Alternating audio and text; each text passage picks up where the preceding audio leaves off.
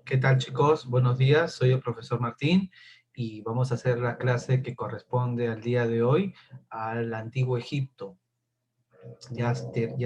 Recuerden que estamos en Historia Universal, estamos viendo culturas antiguas, hemos empezado desde los homínidos, hemos hecho, cuando empezamos el poblamiento de América, ¿no? Entonces hemos hecho la prehistoria, el paleolítico, el neolítico, ahora tenemos que ir hacia lo que corresponde a las civilizaciones antiguas, tratando de llegar hasta Grecia. Vamos a empezar la clase, como siempre conmigo, dándole las gracias a Diosito. Le vamos a dar las gracias porque estamos vivos, porque estamos con nuestras familias, porque tenemos algo que comer. Y le vamos a pedir también lo mismo, que nos cuide, que cuide a nuestras familias, que siempre ponga un plato de comida en nuestras mesas y en las mesas de las personas que más lo necesitan. Bien, voy a empezar eh, teniendo un videíto para que vean sobre el Antiguo Egipto. El Antiguo Egipto fue una civilización que surgió cuando se agruparon los asentamientos situados en las fértiles riberas del río Nilo. Para entender la historia del Antiguo Egipto, los historiadores la dividen en varios periodos que veremos a continuación. Los más importantes son el Imperio Antiguo, el Imperio Medio y el Imperio Nuevo. Históricamente, fue dividido en dos zonas geográficas diferenciadas, Alto y Bajo Egipto, al sur y al norte respectivamente. El símbolo del Alto Egipto era una corona blanca y el del Bajo Egipto una corona roja. Cuando veamos una combinación de las dos coronas, estaremos hablando de un Egipto unificado. La civilización egipcia se desarrolló durante más de 3000 años. Comenzó con la unificación de varias ciudades del Valle del Nilo, alrededor del 3150 a.C., y se da convencionalmente por terminada en el 31 a.C., cuando las tropas romanas de Octavio vencen a Marco Antonio, aliado y amante de la reina Cleopatra, la última gran gobernanta de una larga lista de faraones en Egipto. El Nilo fue la clave para el éxito de la civilización egipcia, ya que éste permitía el aprovechamiento de los recursos y ofrecía una significativa ventaja sobre otros oponentes. El Nilo cada año sufría enormes crecidas y se desbordaba. Esto creaba una extensa capa fértil depositada a lo largo de los bancos del Nilo que proporcionaba a la tierra ricos minerales y nutrientes, y por ende excelentes cosechas. No había en el mundo una tierra tan extensa que ofreciera tanto por tan poco. Este es el gran secreto de Egipto. Esto se tradujo en que los egipcios podían practicar una forma de agricultura menos laboriosa que en otras zonas. La población quedaba liberada de muchas tareas agrícolas y podía dedicar más tiempo y recursos al desarrollo cultural. Los egipcios aprendieron a controlar las crecidas del Nilo por medio de diques y canales, aumentando la superficie cultivable. Distinguieron entre tres estaciones anuales: la de inundación, que va de julio a octubre, la de siembra, que va de octubre a marzo, y la de recolección, que va de marzo a junio. El Nilo, además de proporcionar enormes beneficios a los agricultores y por extensión al resto de la población, también favoreció el comercio, ya que el río funcionaba como una gran autopista comercial.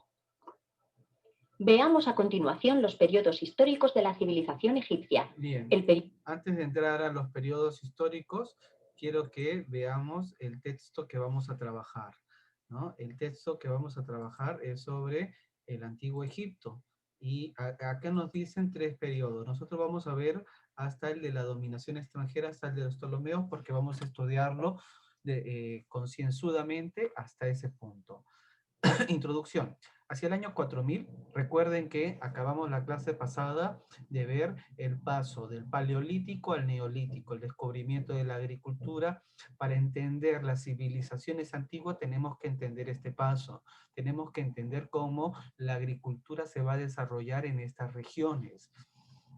Hacia el año 4000, antes de Cristo, aparecieron civilizaciones de gran poder políticos a orillas de importantes ríos, ¿no? Entonces, el primero va a ser el río Nilo.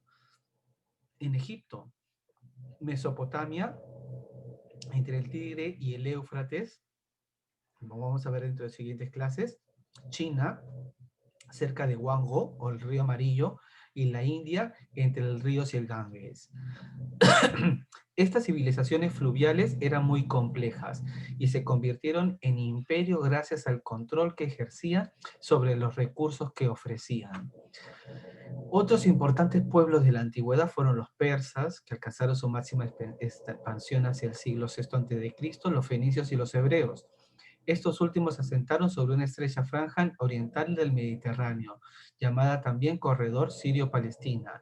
En el lejano oriente se desarrollaron dos importantes civilizaciones, China e India. Vamos a tratar de ver todas estas hasta los griegos, porque el año que viene ya veríamos, cuando estemos en segundo, a partir de Roma, para entender su caída. Aunque Roma temporalmente está unida a la Edad Antigua, quiero que la veamos en mayor profundidad en Historia Universal, en segundo de secundaria, para entender cómo inicia y cómo es que cae el antiguo Egipto, ¿no? Entonces estamos diciendo que estas culturas, civilizaciones seguidas al paleolítico, ¿no?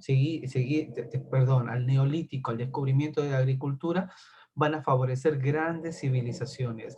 ¿Dónde se van a llevar a cabo estas civilizaciones? En los ríos. Como bien lo decía en el video, ¿no?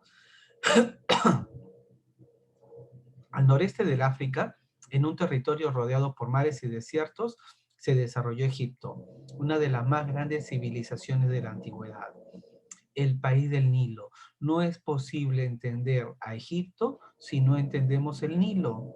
El Nilo, como nos decía el video, es este río que lo va a recorrer desde el sur hasta el norte y le va a dar un limo, un fertilizante natural para que esta cultura pueda dedicarse a la agricultura, que lo que vimos en la clase pasada va a ser la revolución de la época.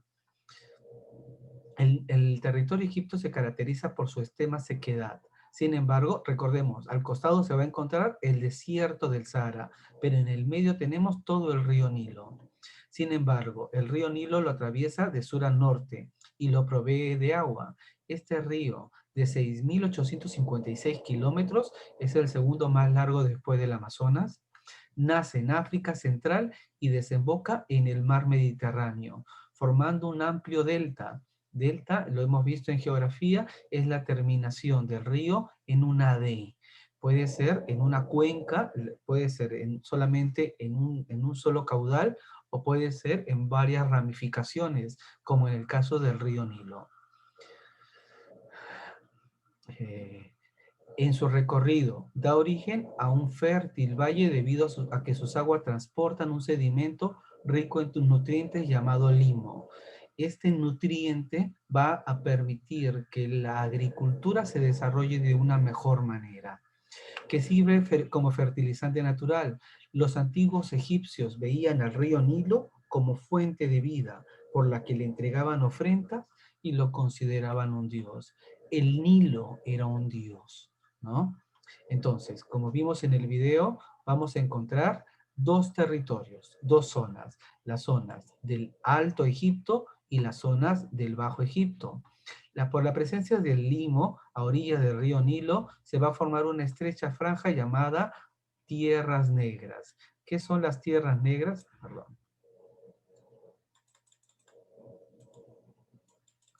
¿Qué son las tierras, perdón, las tierras negras? Debido al color oscuro de este nutriente natural. Más allá se extendían las tierras rojas, es decir, el desierto, donde casi no había animales ni plantas. La vida se va a desarrollar alrededor del río Nilo y vamos a encontrar dos zonas en el río Nilo. La que va a ser el Alto Egipto, la que está más entrada hacia el África, y la del Bajo Egipto, la que va a ser terminando en el mar Mediterráneo.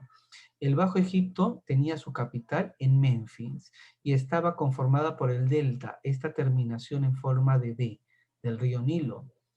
Una zona pantanosa de abundante pesca donde crecía el papiro, planta que se usa para elaborar el papel, por eso que se llama así, papiro, ¿no? Entonces, dos zonas, Bajo Egipto, Alto Egipto. En el Bajo Egipto, el delta, ¿no? la zona pantanosa, zonas de pesca, donde crece el papiro, capital Memphis. Aquí vemos a Memphis, por donde están las grandes pirámides. Pero también vamos a encontrar otra zona que le vamos a denominar el Alto Egipto. El Alto Egipto, miren, aquí igual, a la orilla del río Nilo vamos a encontrar a la ciudad de Tebas. Y estaba construida por un valle longitudinal rodeado por el desierto. Las principales ciudades se asentaron al este del río, ¿no? Oeste y al este. Luxor, ¿no? Menfi, Heliópolis, estas van a ser las principales ciudades. Asuán, ¿no? Entonces, sobre todo la ciudad de Luxor. Fíjense, busquen documentales. El lujo se llama por esto, por esta ciudad. Es una ciudad increíble. Miren la leyenda porque esto va a servirnos para hacer la tarea. Acá está la leyenda. Bien, entonces no entendemos, habíamos dicho, el Egipto, si no entendemos el rol que cumple el río Nilo en esta localización. Egipto va a estar, miren, aquí el desierto del Sahara, el Mar Rojo y el Mar Mediterráneo. Está resguardado por todos los lugares. Por eso es que va a tener tanto tiempo de extensión temporal, ¿no? Miren, va a empezar en el año 3100 antes de Cristo y va a terminar en el 31 antes, 3000 años de civilización. Entre nosotros y Jesucito hay 2000 años. Vamos y nos quedan 1000 años. De acá vamos a ver a Jesucito 2000 y 1000 años más, ¿no? Es increíble el tiempo que va a tener el Egipto. Los orígenes del Estado egipcio. Hacia el 5000 antes el 5000 antes de Cristo, los egipcios se organizaron en nomos o provincias. En el año 3400 se van a formar dos reinos, el Bajo Egipto y el Alto Egipto.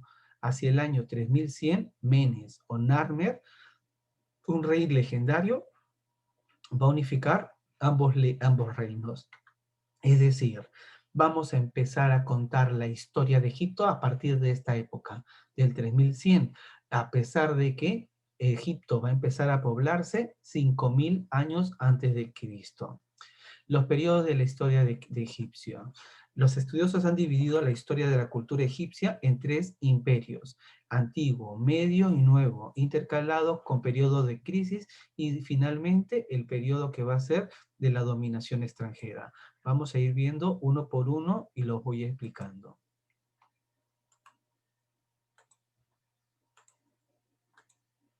El periodo arcaico tiene lugar entre el 3100 y el 2700 a.C. Antes tiene lugar el periodo predinástico de Egipto, en el que surgieron dos reinos independientes, el Alto y el Bajo Egipto. La tradición egipcia atribuye la unificación de los dos Egiptos a Menes, quedando esto reflejado en las listas reales. Menes es también identificado con Narmer, fundador de la primera dinastía y el primer faraón que reinó sobre todo Egipto del que se tiene constancia. Este periodo arcaico lo conforman las dinastías primera y segunda. Bajo la dinastía tercera comienza el Imperio Antiguo.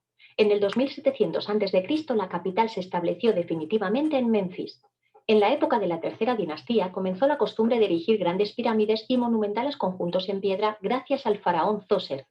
La pirámide escalonada de Zoser en Saqqara es la primera pirámide que surge como una superposición de mastabas.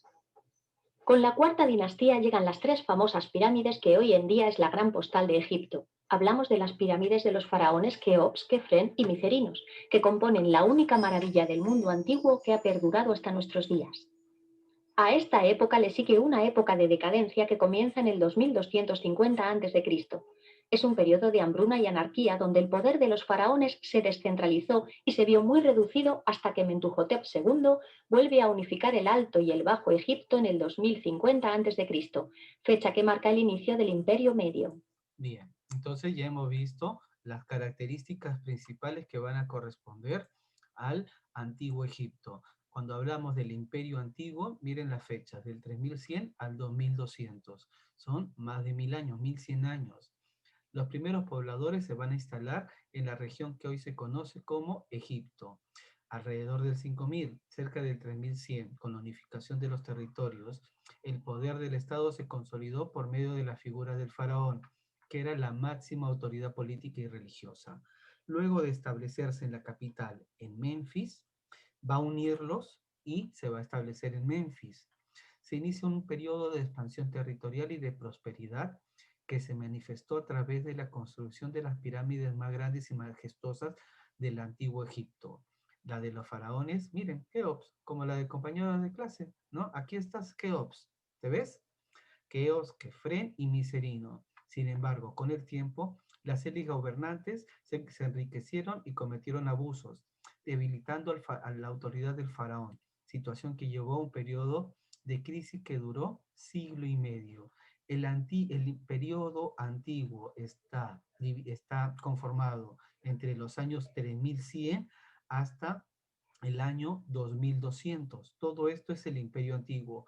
Y en este momento es donde se construyen las pirámides más antiguas. Es decir, miren, del 3100 hasta el 2200 es las pirámides de Egipto. Son temporalmente más antiguas que, un momento, a ver, perdón.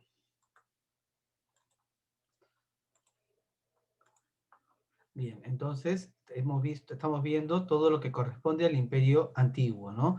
Las pirámides de Egipto, Keops, Kefren y Miserino, tienen tanta distancia de nosotros más como Jesucito, ¿no?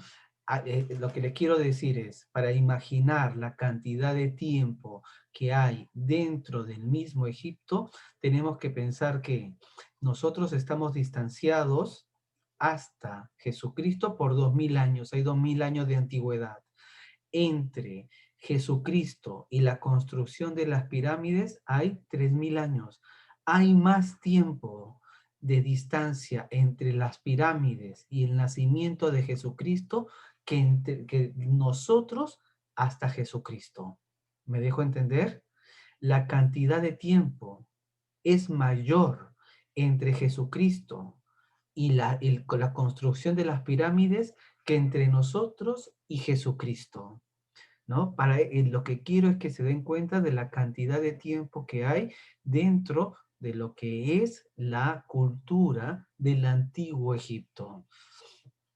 Al final las élites se van a enriquecer, van a cometer abusos, van a debilitar la autoridad del faraón, situación que va a durar siglo y medio, que le vamos a denominar un periodo de crisis y que va a seguir al Imperio Medio, entre el 2050 y el 1800, que va a completar con él el periodo de los Hyksos. Quiero que sigamos viendo el video, porque en el video lo explican con imágenes y eso está bonito. Es un periodo de gran prosperidad económica y expansión exterior, con faraones pragmáticos y emprendedores. La capital pasa a estar en Tebas. Se realizaron ambiciosos proyectos de irrigación para regular las grandes inundaciones del Nilo. También se potenciaron las relaciones comerciales con las regiones circundantes. Las representaciones artísticas se humanizaron y se impuso el culto al dios Amón. A mediados del 1800 a.C., los Hicsos, un pueblo que tenía su origen en Canaán, invadieron el norte de Egipto y se establecieron en el delta del Nilo. El poder de Egipto se debilitó y se disgregó en decenas de poderes autonómicos que desembocaron en una nueva anarquía. Aún así, los Hicsos no interfirieron en la cultura tradicional, adoptando las creencias y costumbres locales.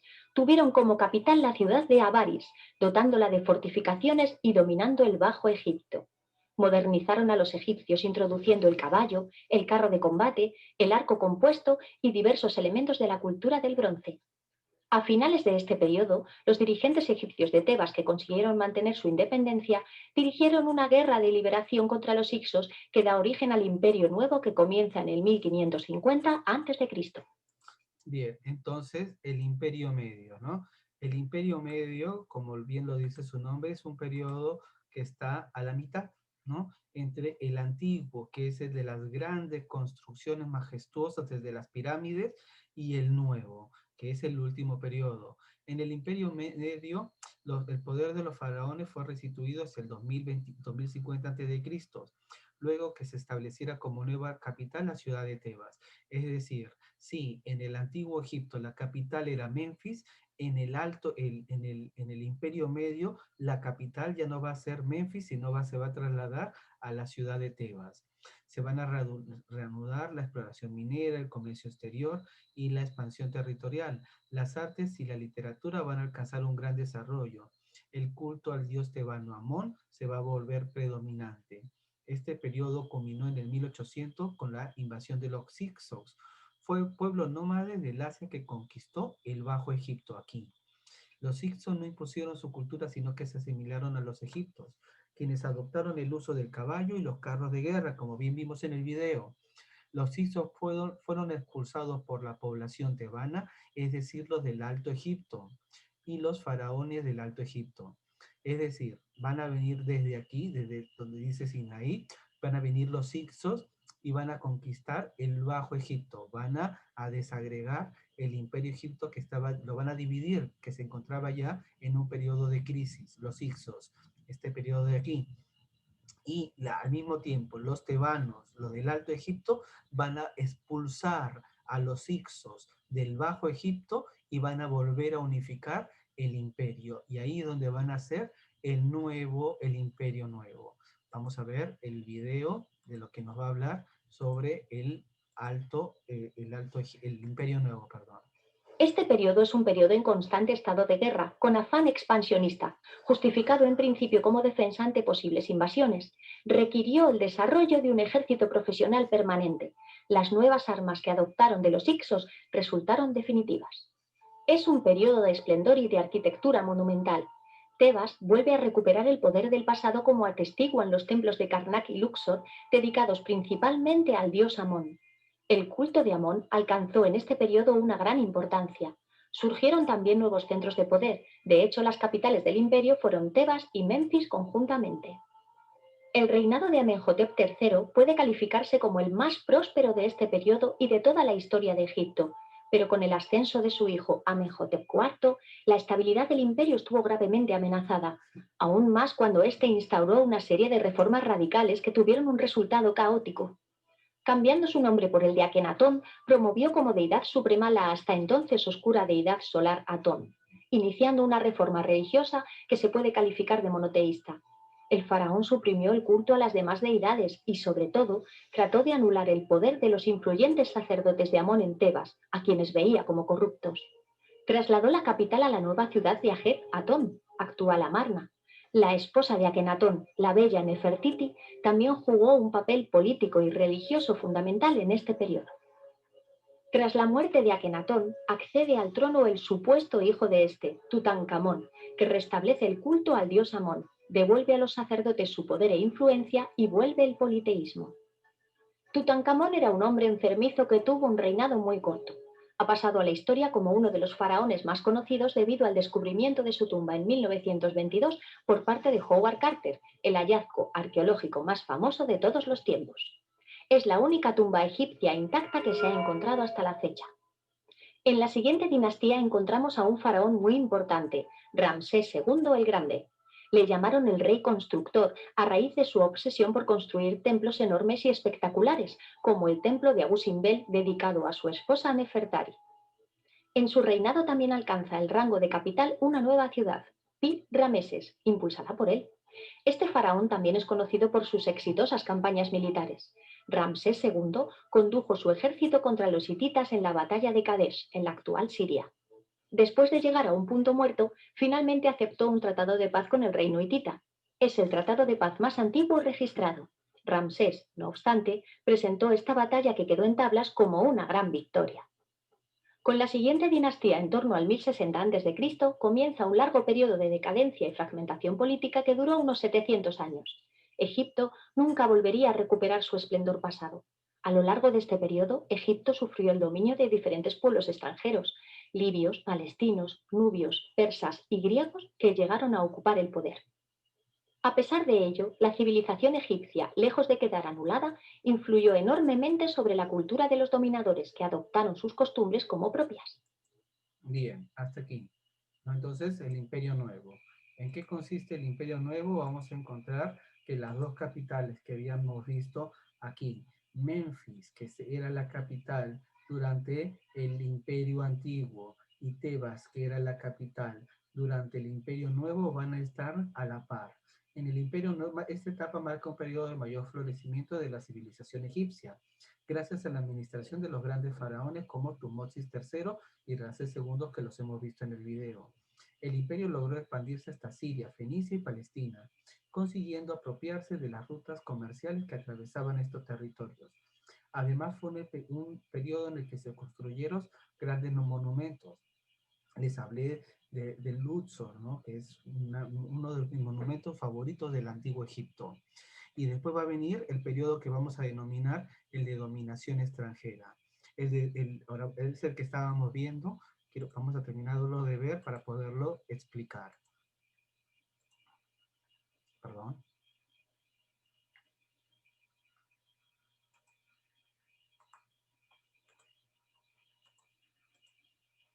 Adelantándonos muchos años, llegamos a la batalla fratricida de Actium. En ella, las tropas de Marco Antonio y Cleopatra fueron derrotadas por las de Octavio. Egipto pasaría a ser una provincia más del Imperio Romano. A continuación, vamos a tratar algunos aspectos del antiguo Egipto de manera muy breve. ¿Qué son las pirámides? Son los objetos que más han fascinado a los estudiosos a lo largo de la historia, ya que esconden muchos misterios. Eran monumentos funerarios reservados para el faraón. La función de la pirámide era la de contener la esencia del faraón para toda la eternidad. Este resucita y asciende al cielo para vivir eternamente entre los dioses, transfigurado en una estrella. Las pirámides son un vehículo de contacto entre la tierra y el cielo, y para ello es fundamental conocer su origen. Las pirámides surgen de la mastaba. Cuando a Imhotep, el arquitecto de Djoser, se le ocurre la idea de superponer varias mastabas, estas se transforman en pirámides escalonadas, constituidas con varias gradas, a modo de una escalera gigantesca que se elevaba hacia el cielo. Esta pirámide fue sufriendo una evolución hasta llegar a la pirámide clásica de caras lisas. No se sabe con certeza cómo se construyeron las pirámides, pues no han perdurado documentos de su época que lo describan. Este es un tema que ha fascinado enormemente a los que se intentan adentrar en la cultura egipcia, y han surgido muchísimas teorías sobre su construcción. Algunas llegan a hablar incluso de ayuda extraterrestre. ¿Cómo era la religión egipcia? La religiosidad estaba presente en todos los ámbitos de la vida, e incluso después de la vida terrenal. Los egipcios creían en el más allá y por ello practicaban la momificación. Embalsamaban los cuerpos con el fin de conservar el cuerpo difunto para la otra vida. También los acompañaban de un ajuar de pertenencias y objetos valiosos. A partir del Imperio Nuevo, los faraones, sus familiares y miembros destacados del gobierno buscaron un lugar a las afueras de Tebas para enterrarse alejados de los saqueadores. Allí construyeron sus necrópolis, el Valle de los Reyes, el de las Reinas y el de los Nobles. Bien, es las diferencias, ¿no? Hasta ahí me parece que está bien el video para verlo, ¿no? Ya lo vamos a ver el resto en la siguiente clase, porque son dos clases que le vamos a dedicar a Egipto. La dominación extranjera, lo que acabamos de ver del Imperio Nuevo, cómo se diferencia del Imperio Antiguo, el Valle de los Muertos. Ya no se van a enterrar como en el Imperio Antiguo en las grandes pirámides, sino se van a enterrar en este Valle de los Muertos, ¿no? Es otra etapa del Imperio egipcio. Tiene muchas etapas y cada uno tiene características particulares, como cuando estudiamos las culturas antiguas del Perú. Los chavín son distintos de los wari son distintos de los chachapoyas son distintos entre sí, todos son distintos entre ellos. La dominación extranjera y la crisis final. Durante el primer milenio antes de Cristo, Egipto fue invadido sucesivamente por pueblos extranjeros, nubios, asirios, babilonios y persas. Los faraones solo volvieron a gobernar en algunos periodos. Hacia el año 332 antes de Cristo, Alejandro Magno conquistó el territorio. Recuerden este nombre y esta fecha, porque con esto vamos a terminar las clases de Historia Universal este año. Después estableció su gobierno los Ptolomeos. Ptolomeo es un general de Alejandro Magno. Y Ptolomea era Cleopatra. Era griega, para que veamos lo que significa la dominación extranjera. Cleopatra, rubia, ¿no? Griegos, y acá son egipcios, son africanos. ¿no? Entonces a este periodo se le va a denominar el helenístico, del 332 hasta el 31, bajo el cual el periodo el Egipto helenístico alcanzó un gran esplendor. Esta etapa va a finalizar con el reinado y el posterior suicidio de la última gran reina egipcia, Cleopatra. Luego de ello, Egipto pasó a convertirse en una provincia romana. Miren, el nombre de una mujer. No todos son nombres en la historia de Egipto. El rol de la mujer era muy fuerte durante el antiguo Egipto. ¿Cómo estaba organizado el imperio egipcio? Para los egipcios existía un orden establecido por los dioses. El faraón estaba a la cabeza de todo el sistema político, social, económico y militar. Todo le pertenecía, las tierras, los hombres y la riqueza. ¿No? Es lo que lo hemos estado viendo en el video. El faraón era el dueño de todo Egipto. ¿Cuáles van a ser los símbolos del poder del faraón? El cetro, Nejej, el látigo, el cetro, ¿no? Miren. Símbolo de poder sobre los hombres, el cetro Eka, cagallo, miren, este de aquí. Símbolo de protección vinculado al dios Otsiri. Vamos a ver también sus dioses, no se preocupen. Cobra, diosa protectora del Bajo Egipto, ¿no? Aquí la cobra sobre su cabeza. Y el buitre, divinidad protectora del Alto Egipto. Así es como se van a unir los dos, ¿no? Eso es lo que empezamos diciendo, estas dos, la blanca y la roja, las dos que se van a unir, estos dos ¿cómo le llamaban? Estos dos cascos, le podríamos llamar, que estaban sobre la cabeza del faraón, que se van a unir, y ambos, la unión de los dos reinos, se van a unificar en la persona del faraón. ¿Qué va a significar? La unificación del Alto Egipto y del Bajo Egipto. La organización política.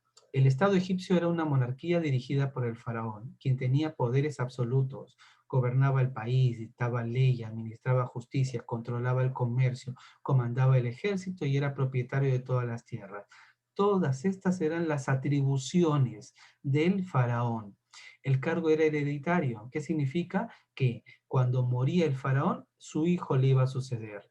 En la historia del antiguo Egipto, ya vimos ya el primer periodo, el más antiguo, se sucedieron 31 dinastías diferentes.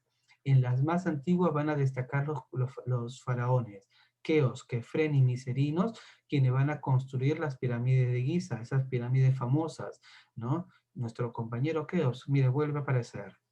En las más modernas se van a distinguir Tutmosis I y Ramsés II, quienes fueron grandes guerreros, pero ellos no pertenecen a ese periodo imperial, ¿no? Tutmosis I y Ramsés II van a pertenecer al Imperio Nuevo. Tutmosis y Ramsés II pertenecen al Imperio Nuevo. Los egipcios creían que los faraones eran dioses, ¿no? Eran la reencarnación de Dios en la tierra. Por eso todos se arrodillaban a sus pasos y nadie podía mirarlos ni a la cara ni tocar su cuerpo. También pensaban que tenían poderes mágicos, como hacer que las aguas del Nilo crecieran. Los faraones vivían en grandes palacios rodeados de riqueza, rodeados de cientos de sirvientes y esclavos. Vamos a ver, quiero que veamos un videíto más. Este ya no, pero es otro nuevo. Este de aquí.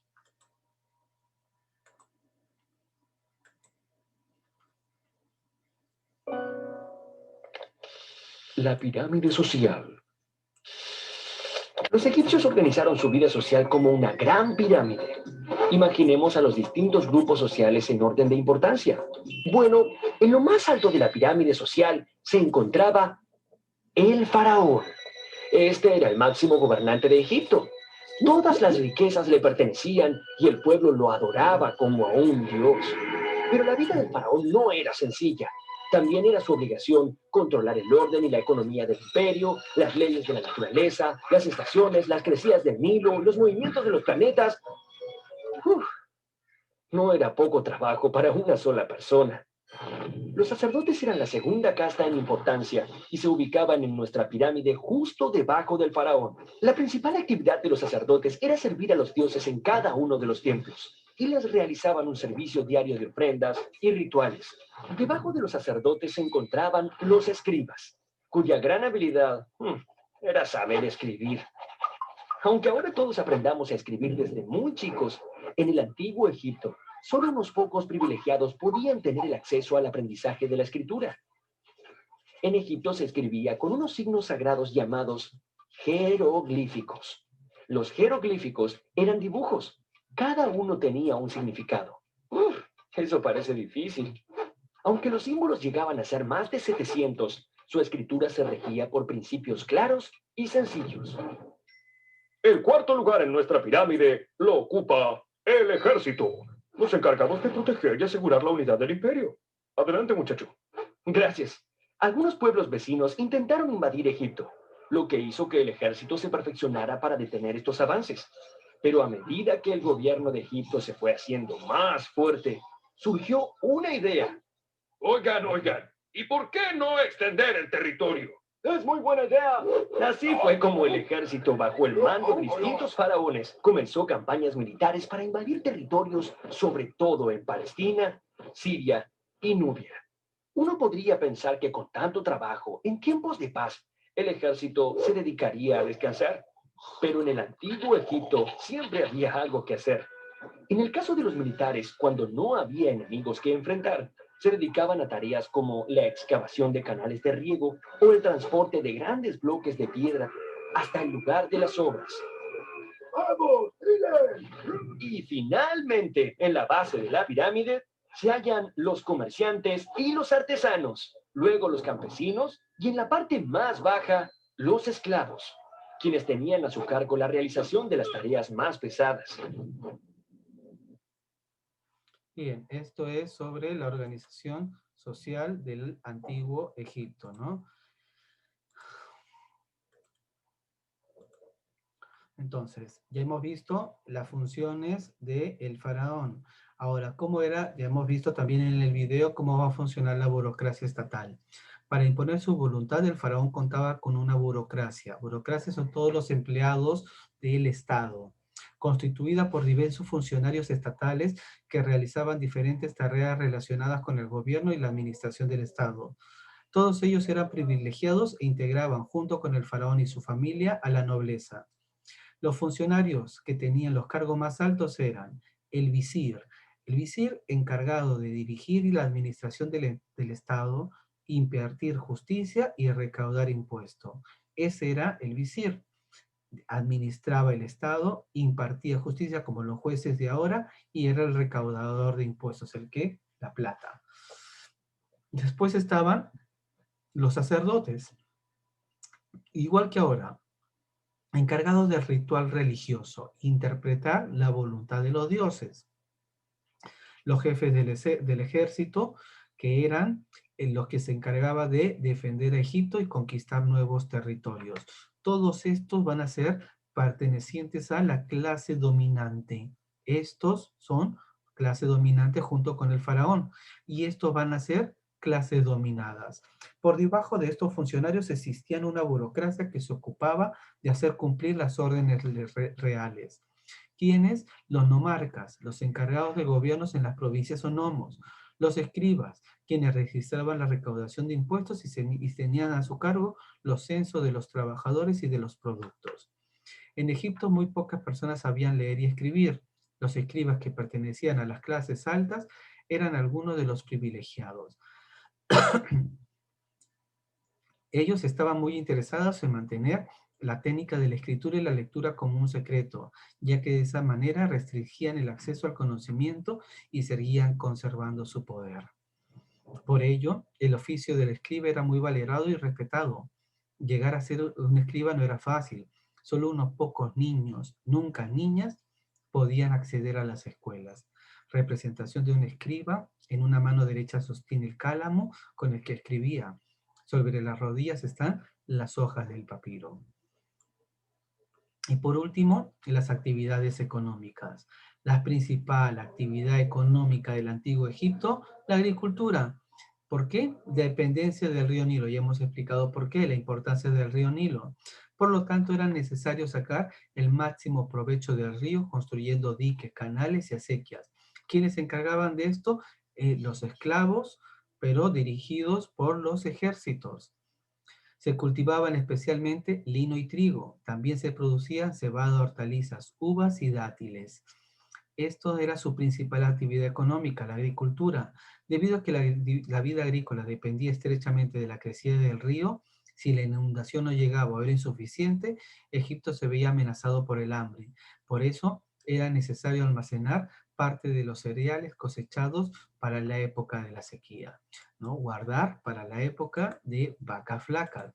Quiero que veamos el último video, que es sobre la economía de Egipto. Ya estamos terminando y quiero que después de esto veamos en qué va a consistir la tarea que vamos a hacer para el día de hoy.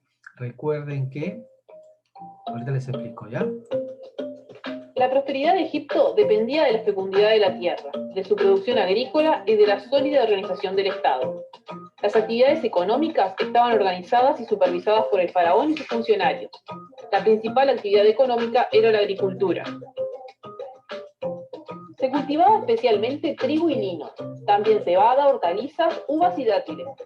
La tierra era considerada propiedad del faraón, quien retribuía con ella los servicios de sus funcionarios. Las tierras eran trabajadas por los campesinos. Se retiraba el agua de los campos inundados, los campesinos preparaban la tierra y sembraban. Después de un tiempo, cosechaban los granos y otros productos. A través de los impuestos, el Estado se quedaba con parte de la producción, que se depositaba en los graneros reales. La agricultura requería la construcción de diques y canales. La agricultura se complementaba con la ganadería. Se criaban vacas, asnos, cabras y cerdos. La caza de aves y la pesca completaba la dieta egipcia. Los egipcios se destacaban en la alfarería, en la fabricación de algunos productos artesanales como herramientas y utensilios de cobre y bronce, y también en la confección de tejidos. Además, eran buenos constructores de barcos. La carencia de algunas materias primas como madera y metales estimuló la actividad comercial. El comercio de larga distancia estaba destinado a la obtención de materias primas que no tenía Egipto. Desde épocas tempranas fue organizado exclusivamente por el Estado. Las expediciones comerciales debían recorrer largas distancias, estaban organizadas como un pequeño ejército y llevaban todo lo necesario para sobrevivir durante mucho tiempo. Las maderas, piedras, metales preciosos y otros productos eran intercambiados por cereales, textiles y papiros egipcios. De Siria traían maderas para la construcción. De la costa sur del Mar Rojo, incienso, marfil, pieles y piedras semipreciosas. El Estado también organizaba la explotación de las minas de oro del desierto oriental y de Nubia y las de cobre y turquesa del Sinaí. El sistema económico era de redistribución. A través de los impuestos que pagaban en especie, es decir, grano, productos de granja, etc., el Estado retiraba el excedente de la producción que almacenaba en sus graneros. También destinaba una parte del excedente a mantener a sus funcionarios no productores, es decir, a los funcionarios reales, artesanos, entre otros, y a la mano de obra de las grandes obras públicas. El río Nilo definía las estaciones y el trabajo de los egipcios. Los nilómetros, instalados en el curso superior del río, anticipaban el volumen de la inundación. No todas eran iguales, se dice que solo 3 de cada 10 crecidas eran adecuadas, las restantes eran excesivas o insuficientes. El río desbordado era parcialmente conducido por diques y canales para irrigar la mayor superficie de tierra. Bien, ¿no? Acá hemos visto las actividades económicas y a qué se dedicaban. A través de los tributos, el Estado se quedaba con parte importante de la producción que se depositaba en almacenes reales.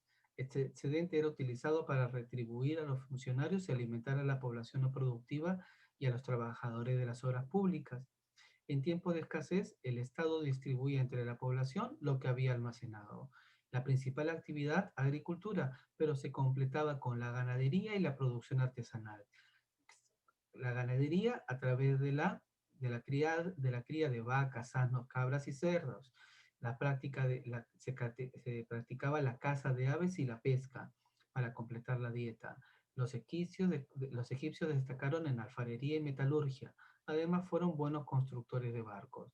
Por eso, el comercio también era una actividad importante. La carencia de algunos recursos como madera o metales impusieron el comercio.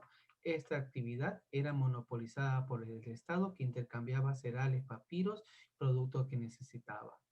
Entonces, quiero que veamos en qué consiste la tarea del día de hoy. Recuerden que tienen que hacer 3 cosas. ¿Cuáles son las 3 cosas que tienen que hacer? Lo primero es su material de estudio. El material de estudio, ¿para qué lo hacen? Porque necesito que puedan aprender a estudiar.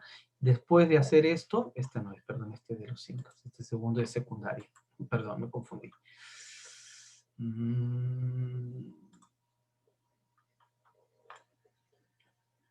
Les decía, 3 cosas es lo que tienen que presentarme. Las 3 cosas son, primero, su material de estudios, que le va a servir para después hacer el quizzes. Lo segundo, hacer el quizzes. Y lo tercero, hacer esta ficha. Y hemos practicado todo el año cómo hacer material de estudio. Ustedes ya están entrenados en la forma cómo hacer materiales de estudios. ¿Para qué hago mi material de estudios? Para poderlo estudiar y hacer el quizzes. Material de estudios. Hago esta ficha que les voy a explicar cómo se realiza y hago el quizzes. Las 3 cosas me la presentan por igual. ¿Está bien?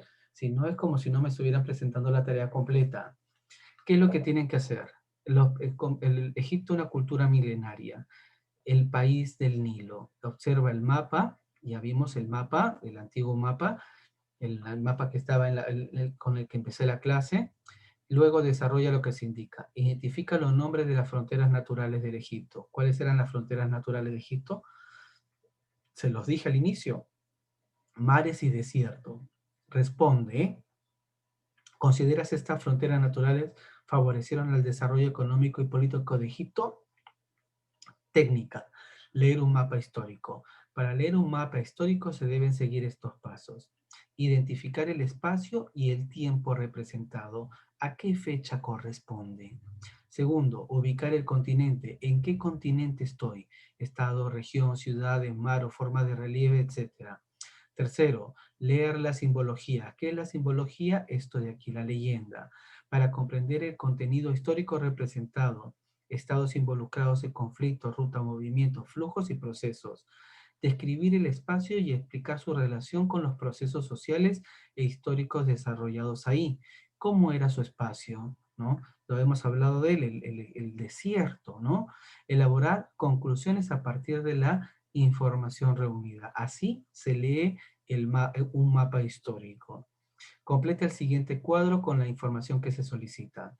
Dos periodos. El Alto Egipto, perdón, 2 lugares. El Alto Egipto y el Bajo Egipto.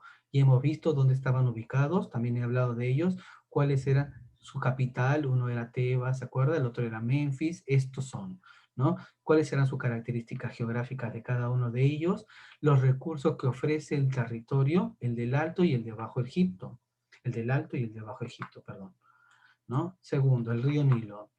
Después de haber hecho esto, acá hay un documento que quiero que lean, que es el que les puse aquí. ¿Dónde está el archivo este de aquí? Hay que leer este de aquí. Egipto, regalo del río Nilo.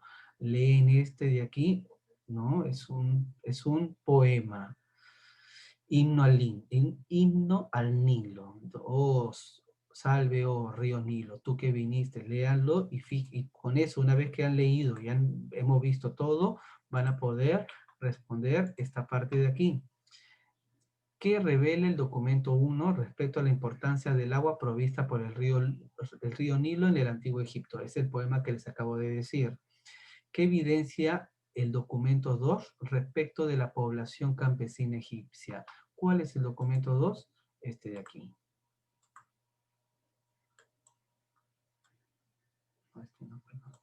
Este de aquí. Los campesinos vivían en pequeñas casas de adobe junto al Nilo. Toda su familia participaba en las labores de campo. Los hombres araban, las mujeres sembraban y ambos recogían las cosechas. Miren, pintura mural de la tumba del escriba Mena. Y acá hay toda una historia que se va contando. ¿La pueden ver? ¿La pueden leer? ¿No? Siguiente. Esto lo ven, se fijan. y responden la pregunta de la tarea de aquí, esta de aquí que dice, ¿no? ¿Qué evidencia el documento 2 respecto de la población campesina en Egipto? Responden esta pregunta. Siguiente, sociedad política y economía. Es lo último que hemos visto, la segunda página. Lee la información y completa el siguiente esquema de la secuencia sobre la relación entre el control de los recursos agrícolas y la formación de una sociedad jerarquizada en el Antiguo Egipto. Una sociedad eminente agrícola, motivos, sociedad, poco a poco, en un sector privilegiado no participa en las tareas agrícolas, los completan. Sociedad estratificada sostenida por una importante burocracia estatal, ¿no? Completan este cuadro con todo lo que hemos visto ahora. Siguiente, ¿qué tipo de gobierno ejercía el faraón? Eso lo hemos visto de las atribuciones del faraón, de la organización del imperio. ¿Qué entiendes por burocracia estatal? Lo expliqué.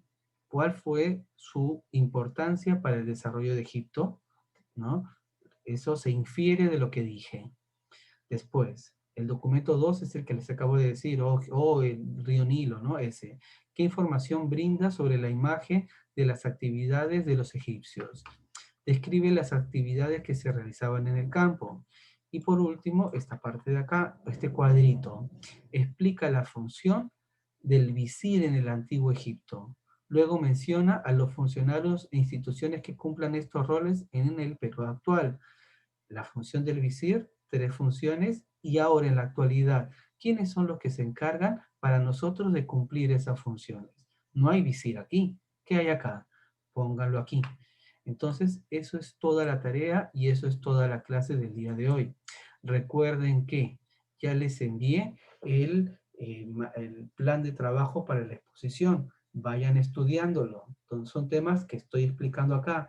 Si alguno necesita, que todavía su tema no lo hemos visto, que se lo envíe, dígame y yo se los voy enviando para que los vayan haciendo. Bueno chicos, eso es todo en la clase del día de hoy. Espero que se encuentren bien. Les mando un afectuoso saludo. Plazo de entrega, día viernes. 3 cosas me tienen que entregar. Material de estudios, ficha de trabajo y el quizzes tienen que realizarlos. Nos vemos. Chau.